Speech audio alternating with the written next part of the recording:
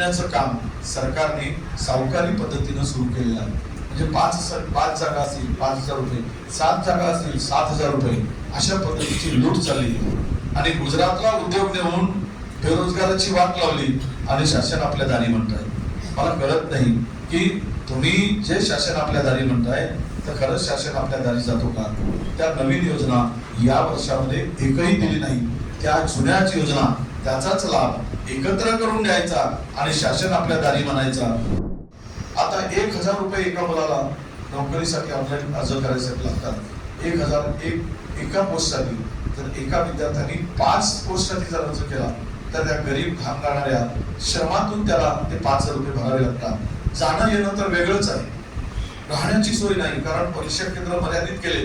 त्यामुळे त्याचा जाण्या येण्याचा प्रवास, राहण्याचा प्रवास, खाण्याचा व्यवस्था हे सगळं जर पाहिलं तर तो बेरोजगार नोकरीच्या अपेक्षेत जातो आणि मात्र स्वतः लुटून येतो. आणि लुटण्याचं काम सरकारने सावकारी पद्धतीनं सुरू केलेलं आहे. म्हणजे 5 जागा असतील 5,000 रुपये, 7 जागा असतील 7,000 रुपये, अशा पद्धतीची लूट चालली. आणि त्याचा कळस म्हणजे सगळे पेपर फुटीच्या घटना झाल्या. आणि त्यातून जे पोरांना नोकरी मेरिटवर लागायला पाहिजे पण त्या पोरांचं मात्र नुकसान होत चाललं आहे. म्हणजे यामध्ये सुद्धा मोठा भ्रष्टाचार आता फोफावलेला आहे.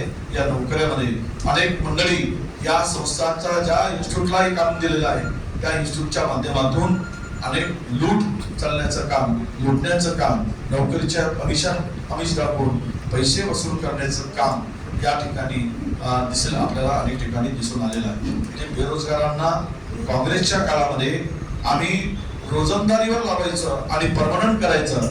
आता मात्र हे परमनंटला रोजगार म्हणजे कंत्राटी करत आहेत अशी स्थिती.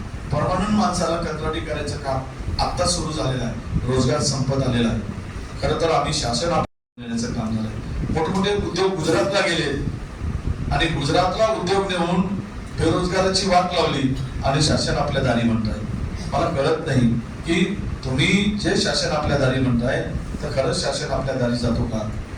जिल्ह्याच्या कचेरीच्या ठिकाणी, जिल्ह्याच्या मुख्यालयाच्या ठिकाणी त्या माणसाला बोलवून आणायचं. वर्षभर योजना वाटायच्याच नाही आणि एकत्र करून वाटायच्या. आणि काय वाटायचं? संजय गांधी निराधार योजना काँग्रेसची देण, कोणाची देण आहे? निराधार योजना असतील, अंगणवाडींचा बांधणपाड असेल किंवा ज्या ज्या शेतकऱ्यांच्या योजना दिल्या त्या नवीन योजना या वर्षामध्ये एकही दिली नाही. त्या जुन्याच योजना त्याचाच लाभ एकत्र करून द्यायचा आणि शासन आपल्या दारी म्हणायचा, भाषण करायचा.